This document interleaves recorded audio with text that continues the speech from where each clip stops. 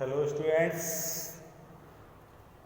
class 8 history topic the revolt of 1857. Today's topic is students causes of the failure of the revolt. यानी what was the causes failure of the revolt, यानी revolt को revolt के fail होने के या revolt के successful ना होने के कुछ रीजंस थे.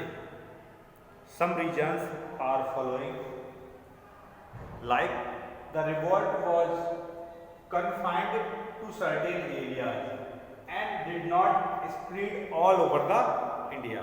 यानी जो रिवॉल्ट था वो कुछ प्लेसेस पे ही रहा, such as I told yesterday. यानी ओवरऑल इंडिया में वो स्प्रेड नहीं हुआ, नहीं बढ़ पाया, पूरी इंडिया में नहीं चला, कुछ एरिया में लिमिटेड एरिया में होकर वो रह गया, जिस वजह से उसको सप्रेस्ड कर दिया गया, उसको रिवॉल्ट को दबा दिया गया. हियर स्टूडेंट्स, नेक्स्ट पॉइंट है Indian leaders were not organised and trained. Here students, Indian leaders were not organized and trained. यानी जो Indian leaders Indian leaders organise नहीं थे, संगठित नहीं थे एंड ट्रेंड भी नहीं थे, कि उनको ट्रेनिंग भी नहीं हो पाई थी किस तरह से हम रिवॉल्ट में फेस करेंगे, कौन सी ट्रिकी जो ट्रिक होती हैं वो आगे फेस की जाती चली जाती, चालें चली जाती हैं जो. तो उसमें से क्या था कि दे लैक यूनिटी, यानी उनमें क्या था कि लैक ऑफ यूनिटी, यानी उनमें यूनिटी की कमी थी एंड इसी वजह से वो फेल हुए. यूनिटी थी नहीं, सब अलग अलग तरीके से लड़ रहे थे, तो क्या हुआ उनमें कि वो फेल होने का एक कारण बना. यानी उनमें ऑर्गेनाइज नहीं थे, वो संगठित नहीं थे, ट्रेंड नहीं थे. नेक्स्ट है कि they did not have a proper plan. They did not have a proper plan, यानी उनके पास कोई प्रॉपर प्लान नहीं था कि किस तरह से हम रिवॉल्ट करेंगे. यानी दे स्टार्टेड वेरी अर्ली, यानी जो रिवॉल्ट एक प्रॉपर टाइम से स्टार्ट करना था वो क्या हुआ, पहले टाइम से पहले स्टार्ट हो गया. और सो व्हाट, यानी जो उनके पास प्लान बनाया था उस प्लान के अकॉर्डिंग वो रिवॉल्ट पहले ही स्टार्ट हो चुका था, जिस वजह से उनकी प्लानिंग जो थी वो डिसमिस हो गई, खराब हो गई, बिगड़ गई. उनकी प्लानिंग जो थी वो गड़बड़ हो गई, यानी प्लानिंग के अकॉर्डिंग ये रिवॉल्ट हो ही नहीं पाया था. जो हमारे सिपाही थे या जो हमारे इंडियन जो फाइटर्स थे वो ब्रिटिश के अगेंस्ट अपने प्लान नहीं बना पाए, उस प्लान से नहीं लड़ पाए.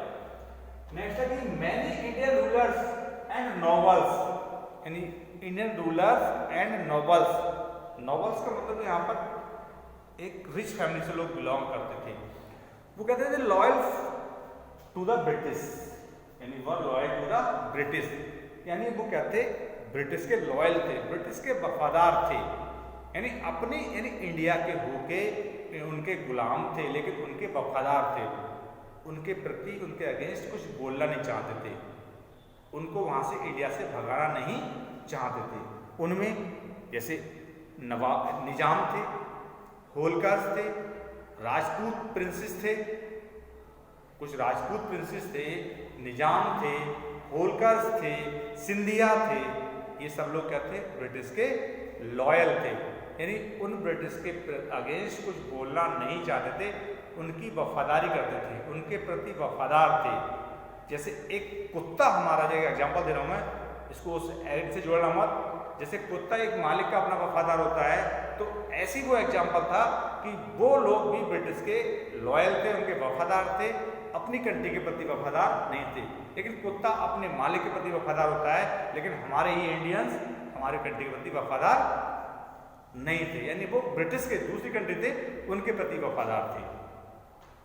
Next the educated Indians remained aloof from the revolted. यानी जो एजुकेटेड पर्सन थे, जो इंडियंस थे, वो उससे अलग यानी बचना चाहते थे, अलग रहना चाहते थे. अलूफ मीन्स अलग, रिमेन मतलब बचना, यानी उस रिवॉल्ट से जो पढ़ा लिखा समाज था वो उस रिवॉल्ट से बचना चाहता था, बचे थे, वो अलग रहते थे, यानी उसमें पार्टिसिपेट नहीं करते थे। हमारे यहाँ पर बहुत सारे